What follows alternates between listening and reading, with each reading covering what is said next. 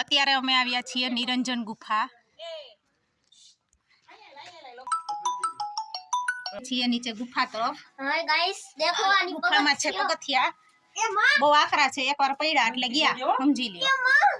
અહીં દોયડું પણ પકડવાનું છે, અહીંયા બાજુમાં આ દોયડું રહ્યું એ વેદુ આબુ દોયડું રહ્યું દોડ્યો નથી જોતું જો આ જાય છે અને પગથિયા બહુ મોટા અને બહુ સ્પેસ આ નીચે જઈએ છીએ। હવે નીચે જઈને હું પાછા મળીએ આપણે। આ અમે ગુફાની અંદર જઈએ ગાઈસ બહુ જ એટલે બહુ જ અંદર ગાઈસ આઈ જો એરો હે ભગવાન રામ રામ રામ રામ આ સીધા અમે ગુફાની અંદર જઈએ છીએ। હા અંધારું છે, બહુ અંધારું છે અને અંદર જતા જઈએ છે એટલું જ નાની થતી જાય છે ગુફા। ટોર્ચ લઈને આવું જેને આવું એને।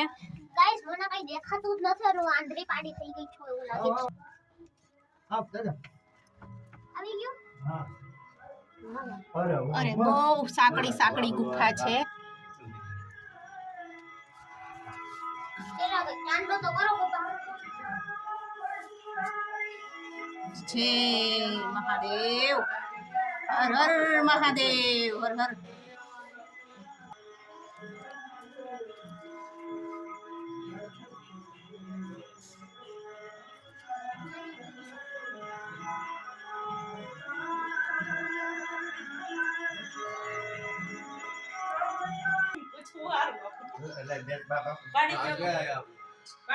જુનાગઢ બાજુમાં આવે ધોરાજી।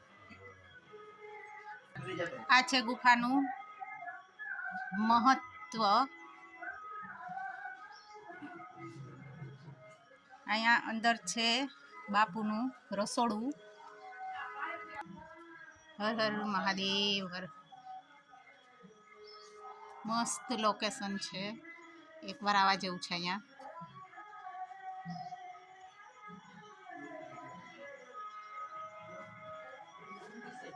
ફરી એકવાર તમને ગુફા બતાડું છું।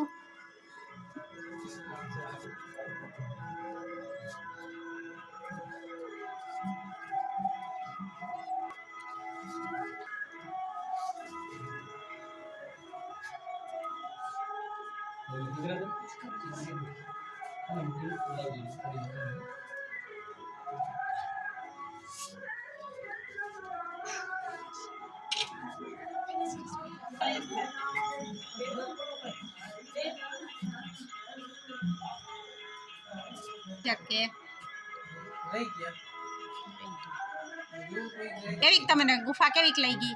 બહુ સરસ છો, આવા જેવું છે ને એકવાર? આવવાની મજા જ આવી રાખે એવું છે। હું હા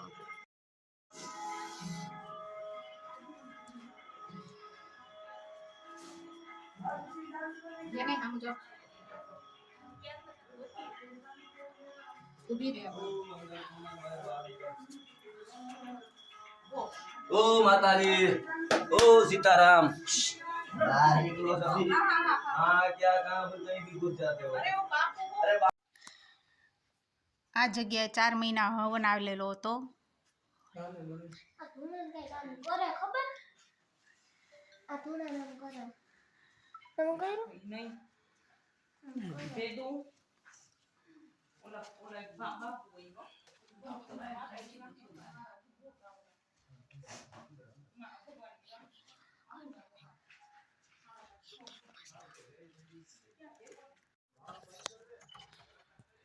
આ ગુફાની બહારની જગ્યા છે, બહુ મોટી છે, વિશાળ છે। આ સામે હમણાં આપણે ગયા હતા ગુફામાં એ, અને ત્યાંથી તરત જ ડાબી બાજુ આવે છે આ હમણાં જે આપણે કીધું કે 4 મહિના હવન આલે છે તે। હવે અહીંથી અમે જઈએ છીએ લખપત કિલ્લે।